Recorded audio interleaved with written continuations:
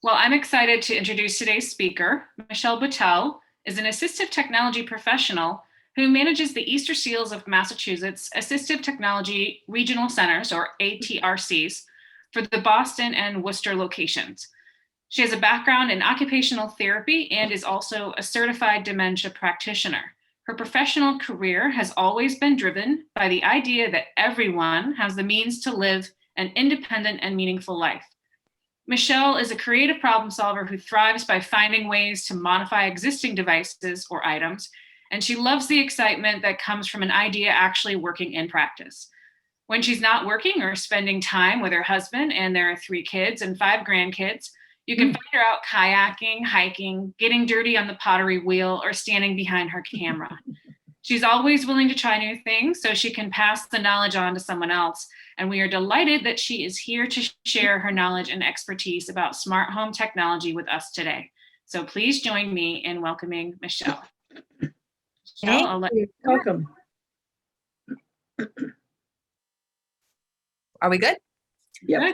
All right. Thank you so much. So I'm excited to be able to share this training with you all. I am the Assistive Technology Regional Center Manager here at Easterseals in both Worcester and Boston. And I have been here for 4 years, both working in the field, doing evaluations, trainings, as well as managing the Assistive Technology Regional Centers. So it's just a little background about the ATRCs. We are a lending library. So a lot of the devices that we're going to be talking about today can be borrowed or demoed here in our facility. So it's a really great way to be able to see if it's something that's going to work for you and if it's something that will provide you with some independence for whichever goals that you are looking to achieve.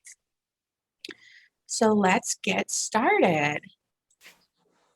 So what we're going to look at today is we're going to just try to increase some knowledge of smart technology. We're going to identify and demonstrate devices under 3 distinct areas of interest: communication, independent living, and cognitive support. So what is smart technology? Smart technology is a device that is able to do many of the things that a computer does.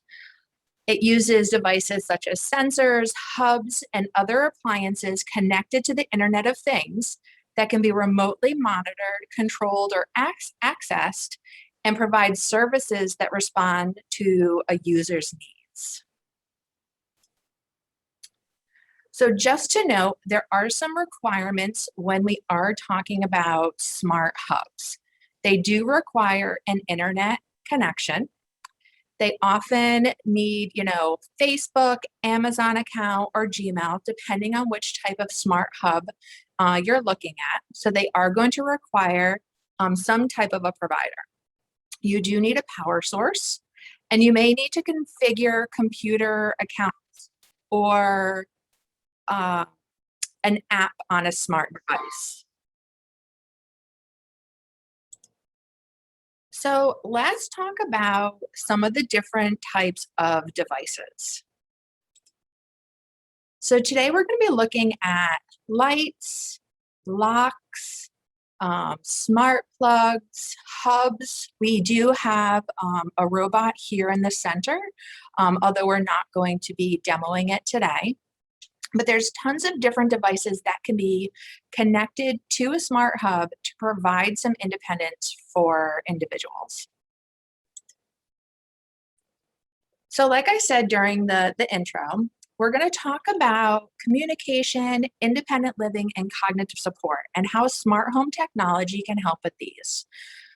So with a smart home technology, a smart hub, whether it's Google or Alexa or the portal, it increases your way of communicating with family, friends. You can either do video calling, voice calling, and the nice thing about these devices is that they are hands-free. So it's not something you have to hold like an iPad or a smartphone. It does provide independent living.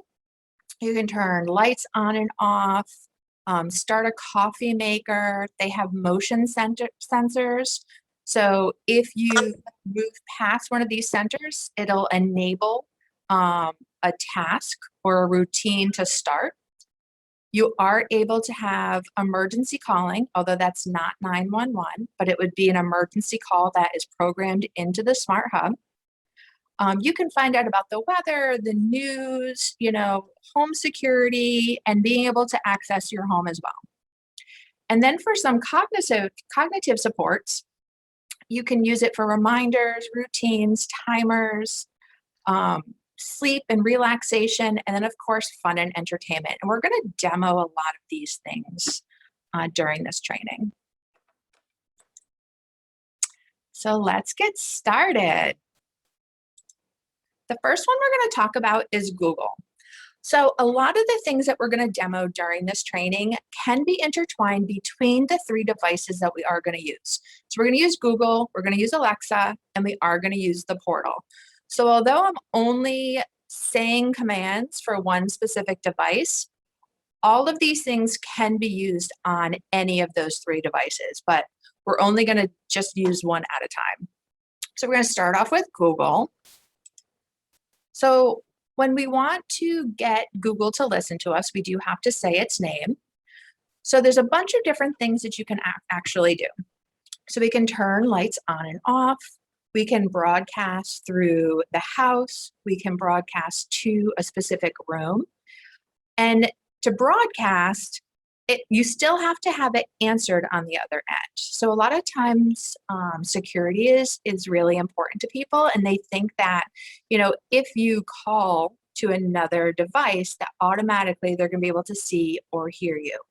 In fact, you have to acknowledge and accept for that call to come in. So I think that's really important to know. So let's give it a try. We're going to actually have Google turn our light. And I think you should be able to see that. Okay, it's going to be the green light there. Hey, Google, turn on the green light. All right, turning green lamp on. Hey, Google, turn off the green light. Okay, turning off green lamp. Can you guys hear the device talking? Okay. So you can also set it up where it's to control multiple things with just a command. So I can also say, hey, Google, turn on lights. Got it. Turning on 10 lights. So in our center, we have 10 different lights connected to our Smart Hub. So it just turned all the lights on in the center with just one command instead of having to say multiple ones, which, for people with communication issues is really important. So we're going to just turn that off just because I don't want that glare. So, hey, Google, turn off lights. Okay, turning off 10 lights. Perfect. All right. The other really great thing with these devices, they can actually help with relaxation, to decrease anxiety, and you can do that in a multitude of ways. So you can have it play relaxing music. They have, if you're using the videos like I have displayed behind me, it'll actually show a picture of either the beach or a fireplace, whatever it is that you prefer for relaxation. You can also even have it read a story. So say a certain time of night, or even in the morning, there's a little bit more anxiety, there's a little more going on in the house, and it's a really good time to just sit and take a breath. They have meditation on these as well. You would just ask, hey, Google, help me relax.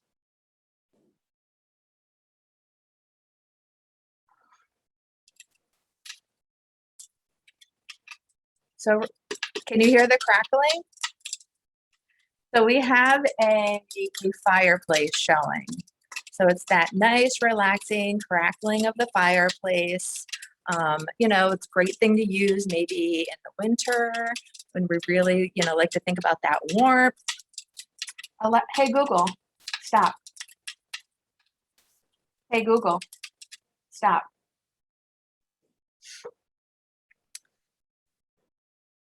There we go. So again, really, you can pretty much have it do anything specific that would help you feel relaxed, feel calm, and throughout the day.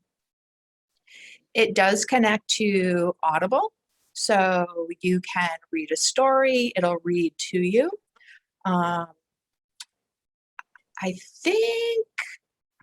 I know when I had done it earlier, it was more like just the Audible, so there were no words, there were no, nothing on the screen, it was just reading the story.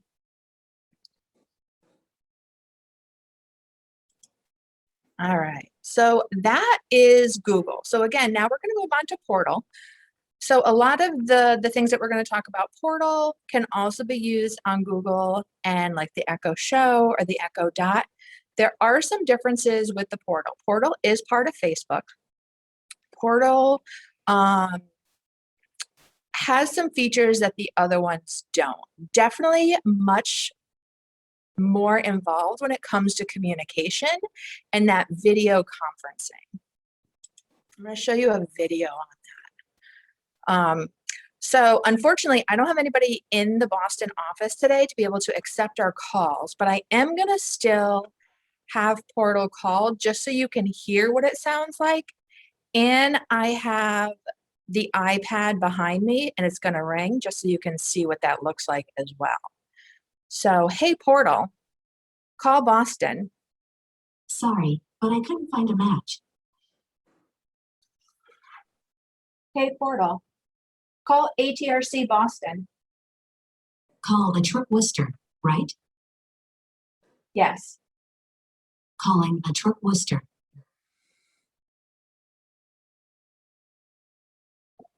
There we go.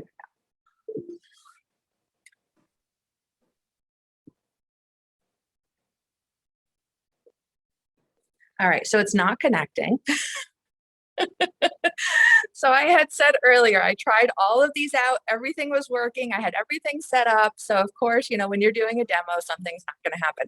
So what happens is this device right here on the very top has a ring, has a colored ring that goes around that lets you know that a call is coming in.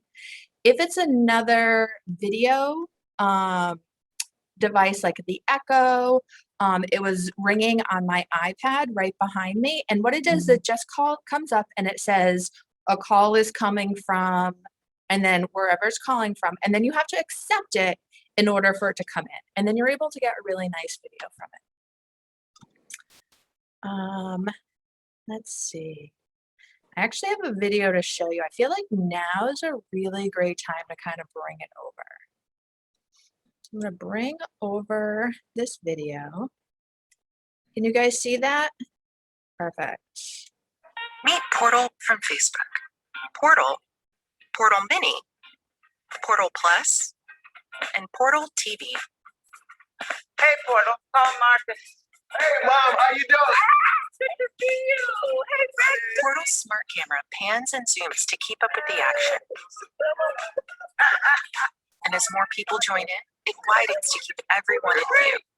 Hello, my dear. How are you? And smart sound minimizes background noise. Hey, Nadia. How are you? So adorable. I love it. Your voice, front and center. Though. I don't know what I was thinking. Hey, Portal, call Katie. Portal also lets you video call friends and family with Messenger or WhatsApp. Your favorite pie. And you can easily connect with friends and family on a group call, even if they don't have Portal. With Storytime, you can become some of your favorite storybook characters with music, animation, and AR effects. Enjoy Facebook Watch with friends as if you're all in the same room together. Or jam to your favorite music with rich sound and deep bass. Portal is an amazing picture frame that can display your favorite Facebook and Instagram photos. And with Portal's adaptive display, your pictures will look great in any light. Portal can also show birthday reminders and let you know when your favorite people are available to connect. Show the front door. Portal has Alexa built in, so you can control your smart home. He's our boyfriend. And Portal is private by design.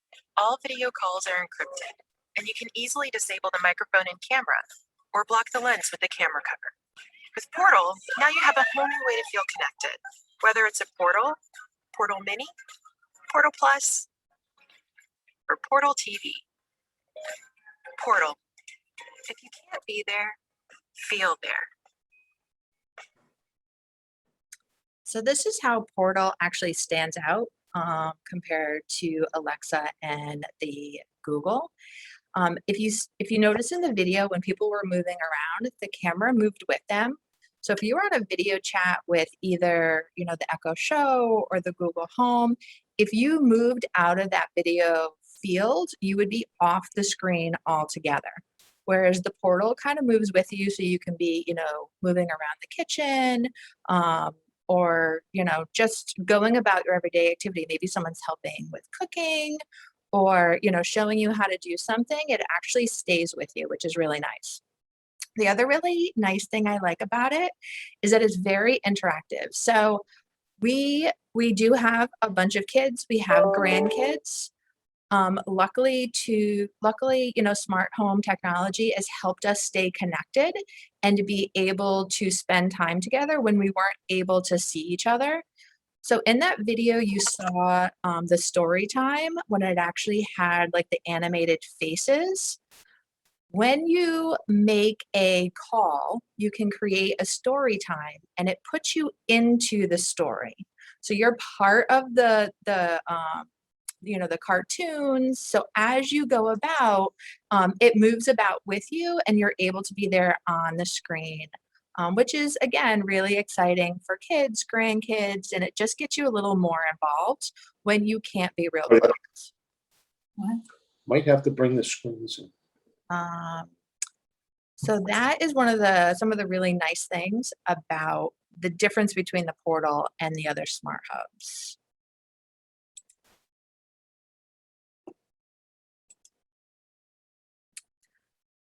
So another thing that it helps with confidence in the kitchen, it makes it so that people can, be more included in cooking.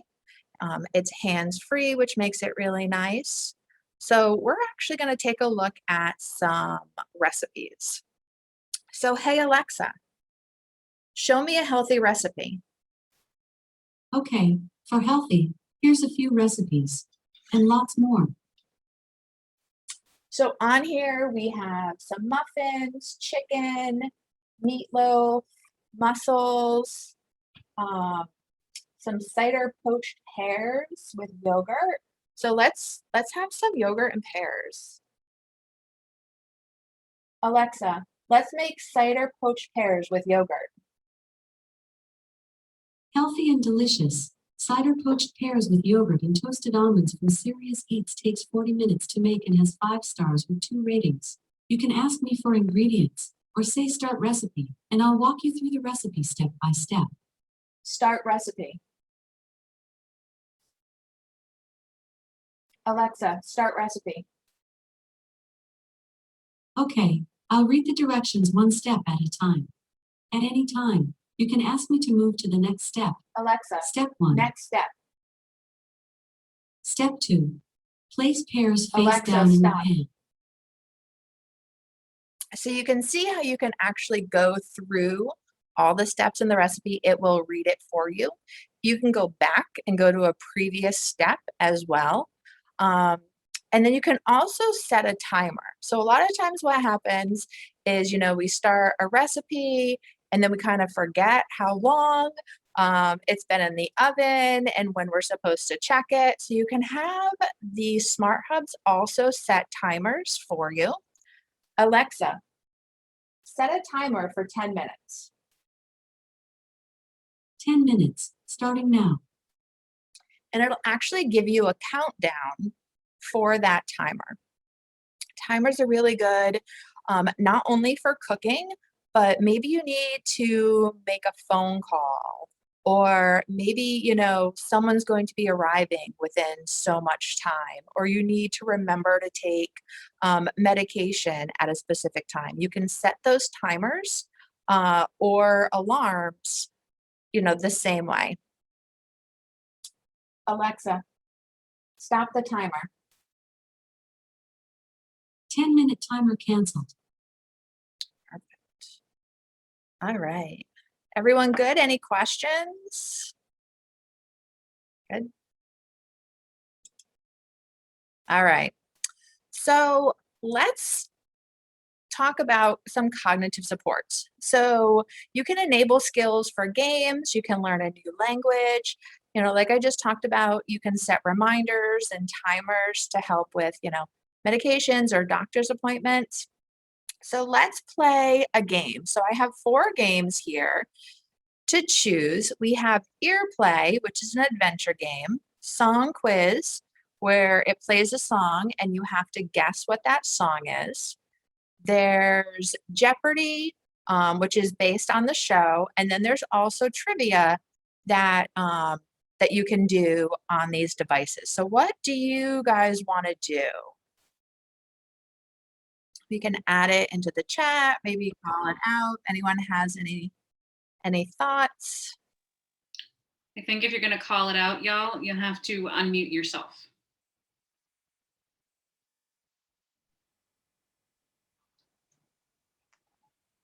And if no one calls it out, I'm Trivia. Trivia? Trivia. I like the trivia. I've had many clients that do trivia every morning. It's how they do their morning routine. And we're going to talk about routines as well. All right, so let's do trivia. Alexa, let's play trivia. You're going to have to help with the Welcome to answers. A+ I'm not good with Trivia. trivia. I will ask you 5 questions. Try to get as many right as you can.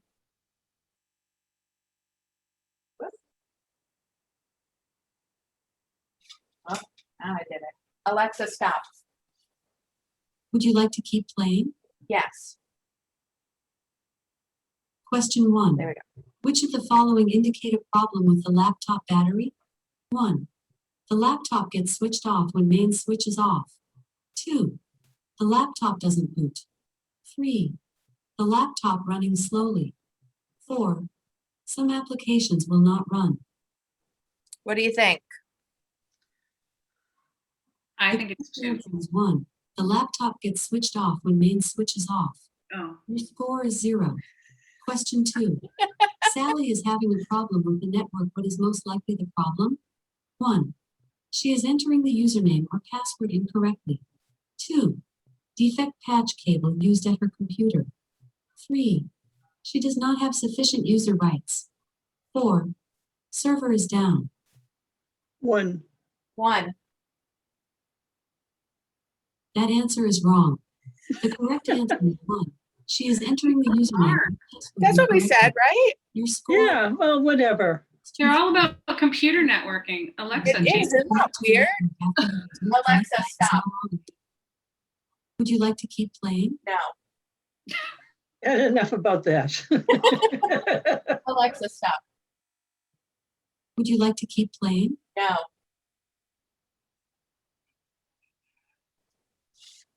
We're sore Would losers. you like to keep playing?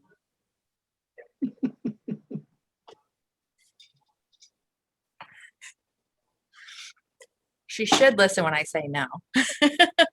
Just like children. Right? I often have to use my mom tone with my hub at home. Mm-hmm. Her and I get into multiple disagreements. So you can learn a new language. So it'll actually have you repeat a specific language. You'll repeat sayings, stuff like that. And like I said, it does do those doctor's appointments and medication reminders. The other really nice thing about this is you can add your appointments into your calendar. And then in the morning, if you have a routine, it'll actually go through everything that you have scheduled on your day. So it's your flash, your daily flash, and it'll give you your appointments, anything that you have to do for that day. Good treatment. All right, so let's take a look at the Echo Show. So we're going to do a couple different commands with the show. And again, this does work on the Google and the portal as well. So you can ask Alexa what the news is for the day. You can put your area in, so it'll give you the news for that area. And you can also find out what the weather is. So, when you get up in the morning, what do you want to wear? Maybe it's going to make a decision on whether you leave the house or not. So let's check what the weather is outside. I have not been outside since 8 o'clock this morning, so I have no idea what has happened since I came in this morning. So let's find out. Alexa, what's the weather today? Right now in Worcester, it's 71 degrees Fahrenheit with mostly sunny skies. Throughout the day, you can expect more of the same, with a high of 74 degrees and a low of 56 degrees.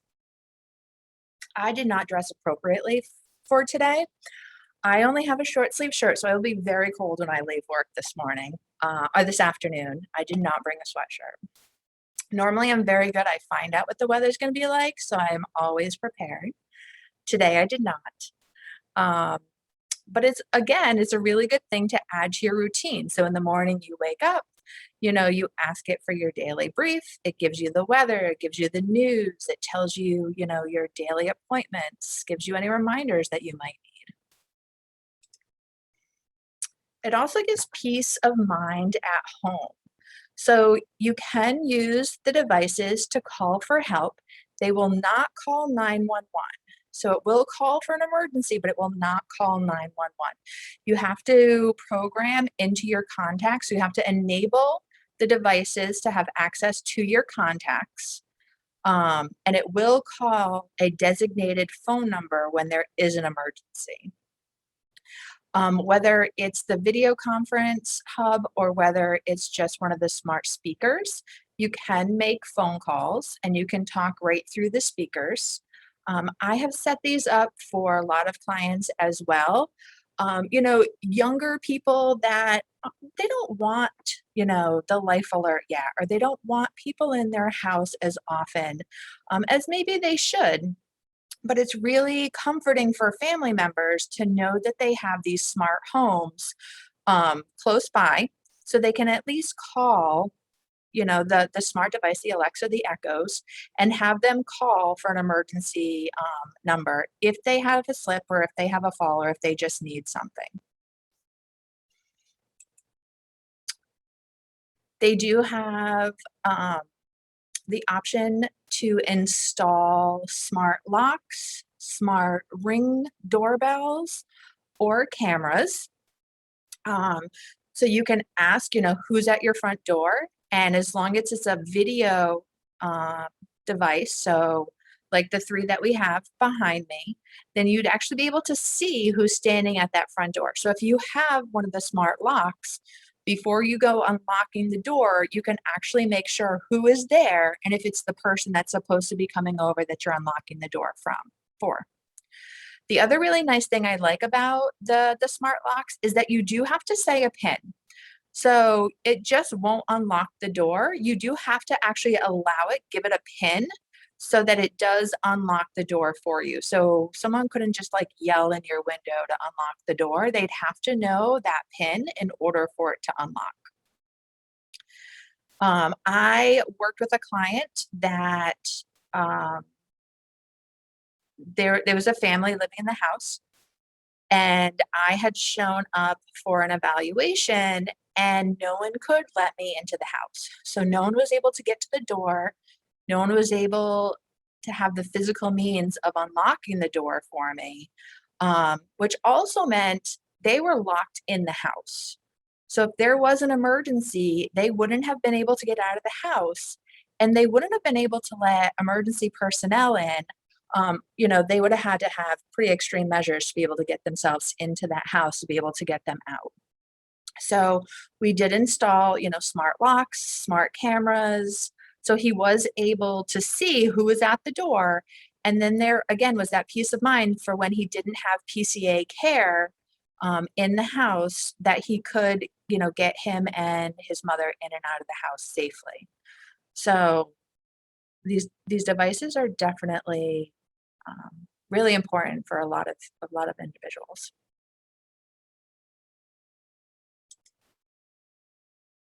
So we've talked about routines, a few times. So the really nice thing about routines is you can set them up however you want, whatever meets the individual needs. There's also a way to set it up with a smart device. It's actually called Routines on an Apple device, and it's called something else on an Android. I can't think of it offhand. Um, and you program it so as you come close to the house, as soon as your smartphone recognizes and attaches to your Wi-Fi, it sets off a series of routines. Whether it's turning the lights on, maybe it's, at a certain time it turns the TV on, puts it on your favorite show. Maybe you like listening to the radio when you come in after the day.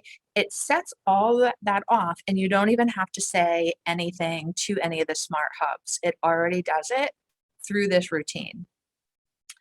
So that morning routine, very similar that I've been talking about, it could have your flash briefing, it can turn your lights on, maybe it starts your coffee maker. They have smart buttons as well as just smart appliances. And the same thing goes with bedtime.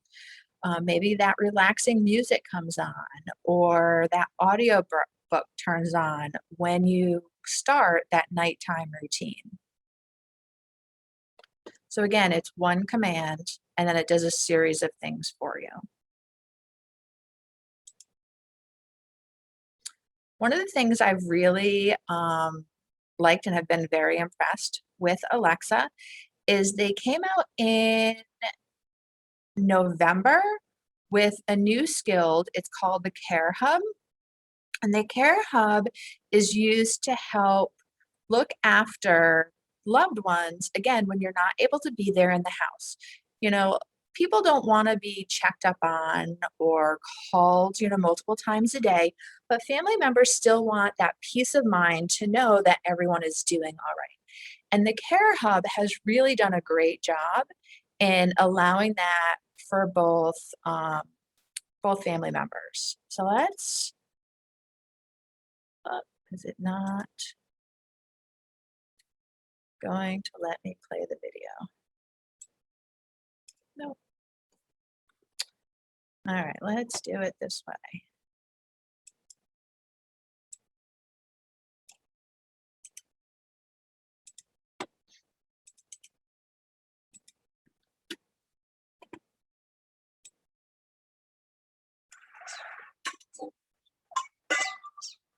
Alexa, start my day. Good morning. Today in Santa Monica, look for a high of 72 degrees.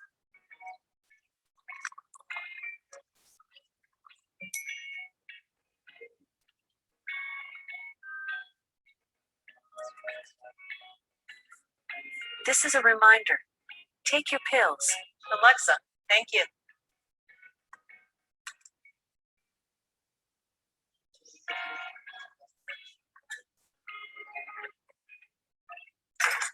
Alexa, drop in on Mom. Hey, baby. Are those reminders working out for you? That's between me and Alexa. I see how it is. Talk to you later, Mom. Bye, baby. Love you.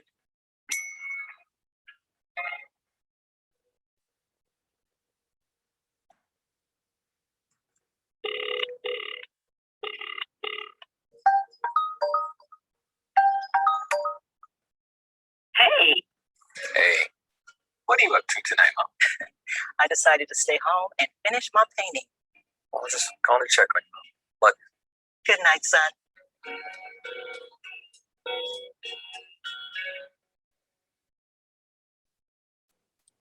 All right.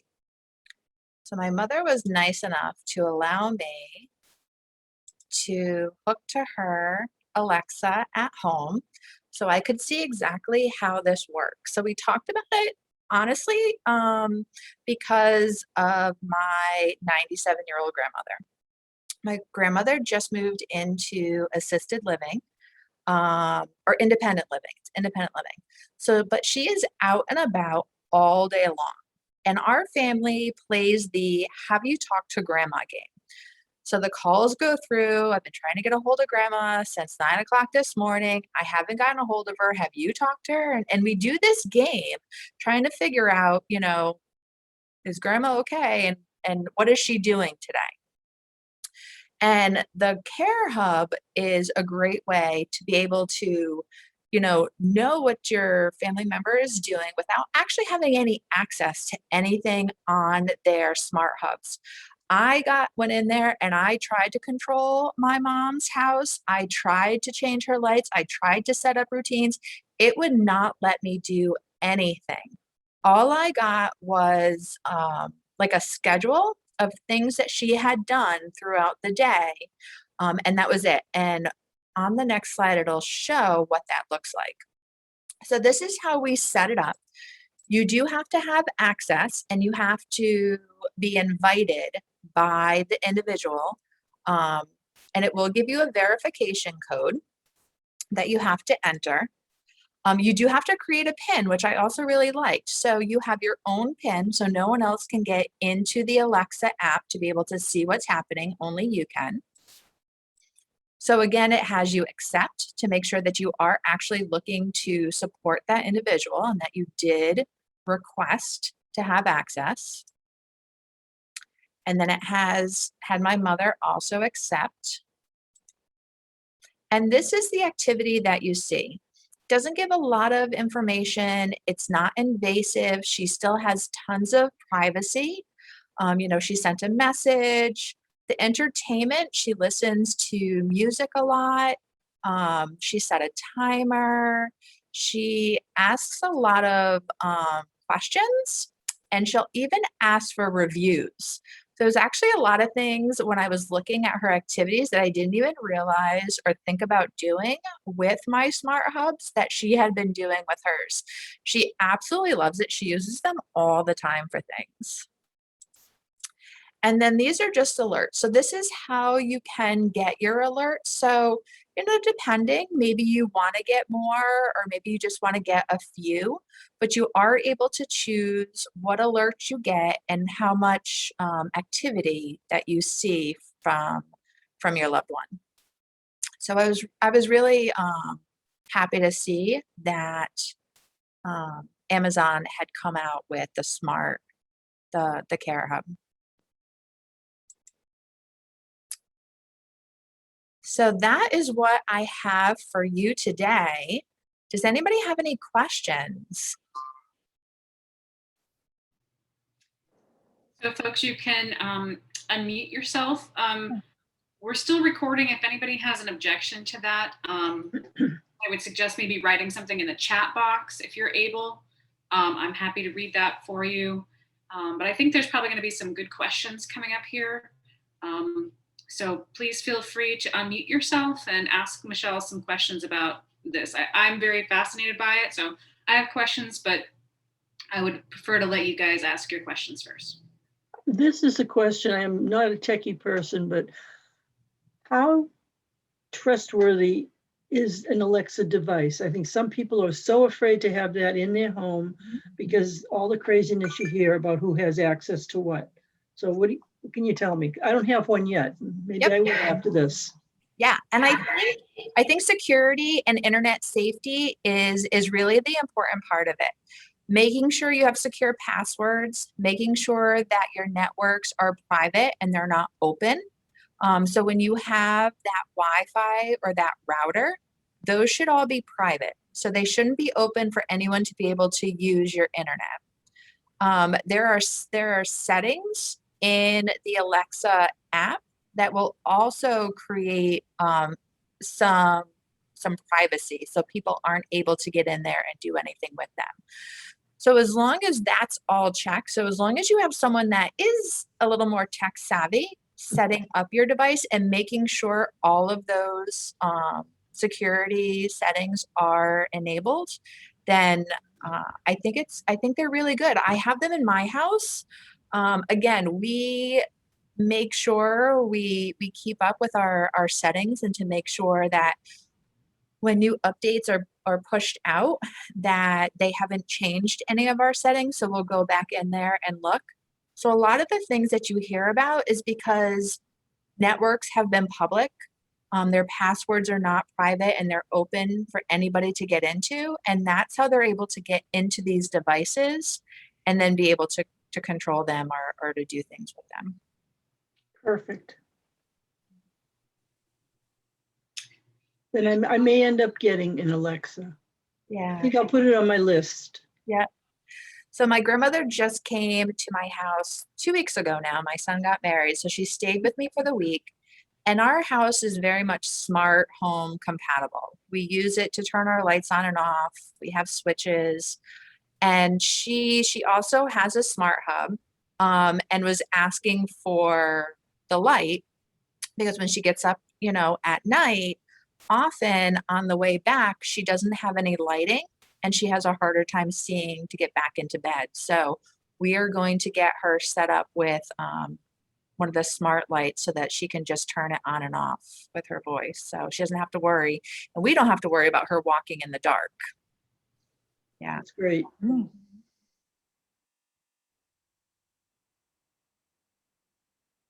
Barbara, did you happen to have a question?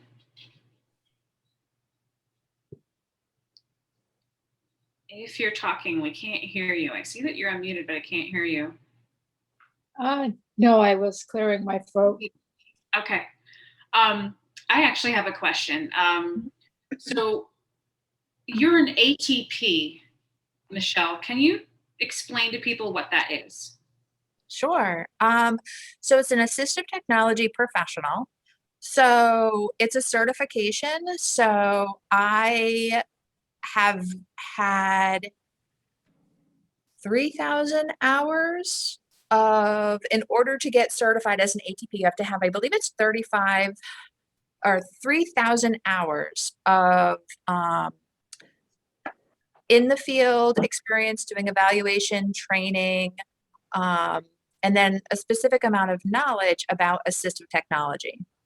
So it's just a certification that I had gotten in order to be able to provide just a higher level of education or evaluations, trainings for the individuals that I work with. That actually segues me into another question as well. Can you tell me who's eligible for your program? So if someone watching this video maybe wanted to work with you or a member of your team, I know you have a lot of programs, some of which I think are state funded. And so I think it would be helpful to kind of let folks know, how could they get involved with you guys? Would someone be able to come out to their home to help them with smart home tech or other things? So how does that work? Yeah. So Easterseals has a few different programs within the state that are state funded as well as federally funded. So let's just start with the ATRC, which is the lending library where I am today. So the lending library would allow anybody is eligible. Anybody that is a resident of Massachusetts can create an account on the MassNatch site. And I'm just going to bring this up. So as I'm talking, I can actually put it into the chat. So you can create an account and then look through the lending library and see if there's any pieces of technology that you would like to try to see if it would work for you. It is for 30 days. You can borrow them for 30 days. And then if no one is requesting it, you can request for it to be extended out another 30 days. That's a really great way if you know of technology out there, but you just want to give it a try to be able to try it first. If you're not sure what technology would be for you and you are an individual with a disability and you do have goals around independence and you're not able to do things at home as you normally would, there's another statewide program. It's the Independent Living Program.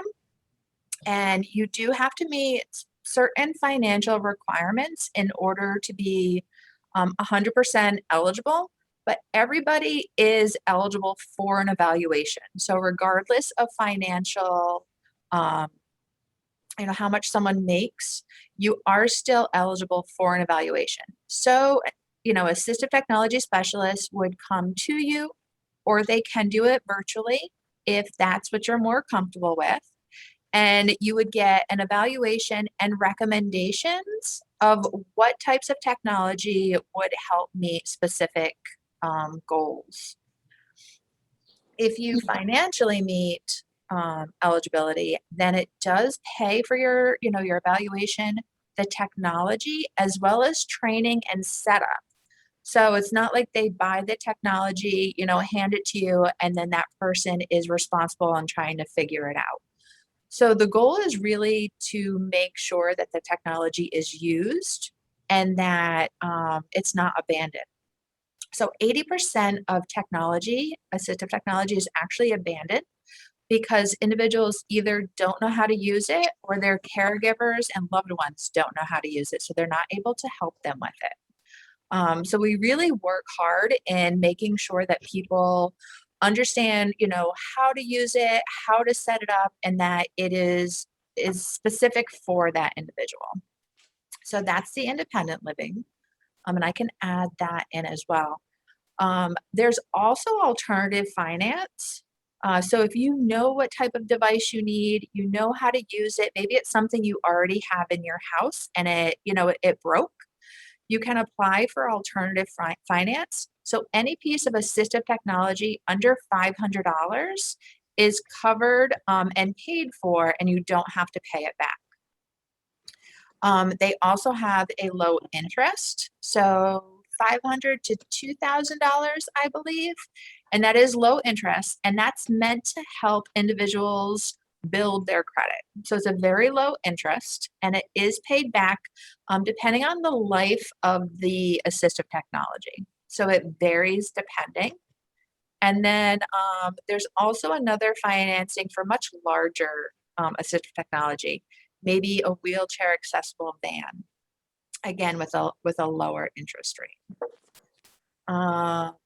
With your independent living program, for people that don't qualify specifically for it to be covered, maybe because of their income is too high or their assets are too high, are you able to bill their insurance for those evaluations?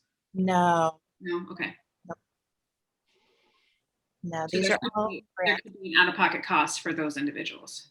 if they were to purchase the assistive technology on their own, yes, but not for the evaluation. Oh, okay. That's helpful to know. Yep.